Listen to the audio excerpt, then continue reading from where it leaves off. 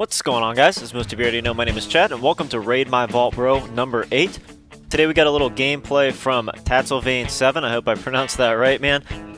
He's playing some Team Defender on Carbon, and he's using the M16, which we have not seen yet in Raid My Vault Bro, so I appreciate you sending in this gameplay, man. So anyways, first things first, let's talk about the setup a little bit. Obviously, it said he's using Impact at the beginning of the game. And I'm assuming he's using rapid fire because any other attachment would show up, obviously, if it was a red dot or a suppressor. So I'm going to go with rapid fire, which makes sense. It sounds like rapid fire anyways. That's really the only way the M16 is usable. You know, it's usable without it, obviously, but it's really a pain in the ass. So anyways, again, let's go with rapid fire. And I'm assuming he's using the support pack. I mean, obviously he has to be because he has a counter UAV, but theater mode must be glitched or something, or I'm just looking at this wrong, but I could not figure it out for the life of me. If you look at the amount of kills on the, you know, the little the streak counter over there, it only goes up to 4, but it's saying that, you know, UAV and counter UAV are a 4 and a 5 streak, which that's obviously what they are, and, you know, in the support pack, but it said at the beginning he had Assassin on, so I don't know. I assumed he had Hardline on at first, but I went back and looked and it said Assassin, so I don't know. Maybe he can let us know what's going on here. I'm just going to assume that it's a theater bug, or a theater mode glitch, so I don't know. We'll move on from there, though.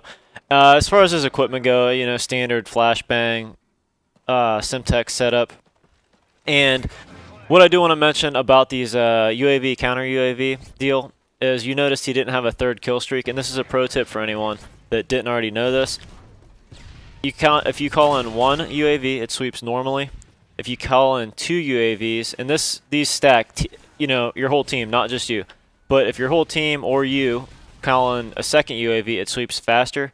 If a third UAV is called in, it turns into an advanced UAV. Not a lot of people know that, but it's a great way to play team-based games like this, like Team Defender, and, you know, keep the enemy disoriented with the counter UAVs and constantly have them up on the radar.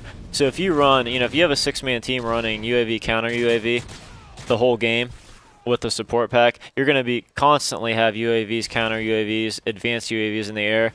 So, you know, I should say UAV a few more times too, by the way, just to kind of, you know, pound it into your heads. But no, there's a pro tip for you guys if you didn't already know that. As far as the gameplay is concerned, Team Defender is one game type that I have on my list to learn and understand, but I just haven't played it enough yet to comment on, you know, any tips and strategies on how to play it. I'll leave that to you guys. If there's any professional Team Defender players out there, you know, leave a nice comment in the comment section for everyone to, you know, for everyone to read. We'll thumbs that up. Maybe you can help us out a little bit. I am going to learn this, though, because when my MOAB for Dummies free-for-all series is over, I do want to expand it, and this may be one way to do it, is just go through each game type and get one MOAB, because I've already done every map in free-for-all. You know, I don't want to do that again.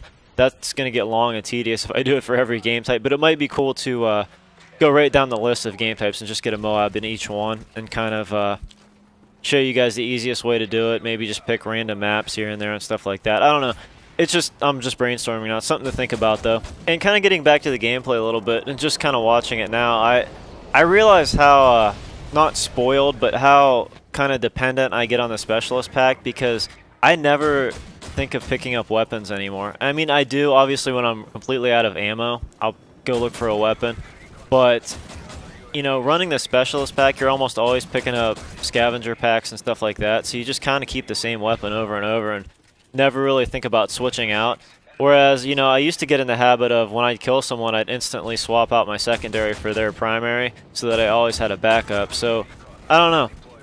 It's just something I kind of had on my mind there that I think I need to personally start getting out of, because I do want to kind of expand the gameplays a little bit into kill streaks and stuff like that, because I have been running the specialist pack a lot, and, you know, in my opinion, it's the best way to go in this game. But I don't know, people like kill streaks too, and I do want to branch off into that a little bit as well. So like I said, I do need to get back into the habit of swapping out weapons, because if I'm running assault, I'm not going to be running scavenger, obviously.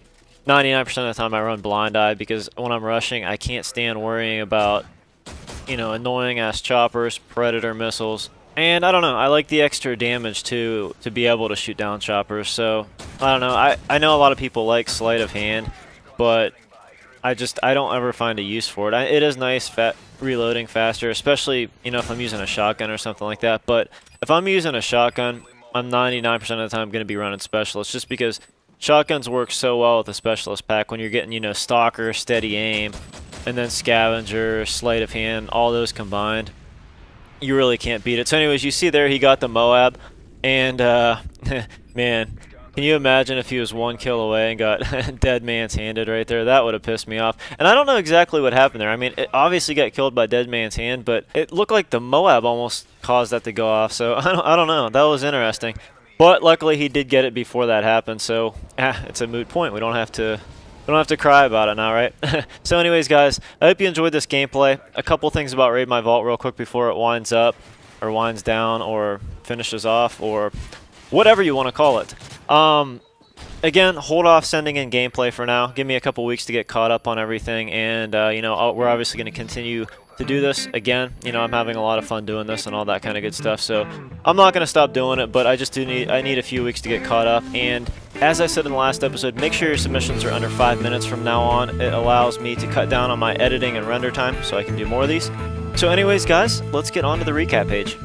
Alright, so the video on the left is the last Raid My Vault Bro. It was number 7. It is a free-for-all MOAB on Interchange. If you haven't seen that yet, go ahead and click on it now and check it out. The video on the right is my last MOAB for Dummies on Seatown. If you haven't seen that yet, check it out.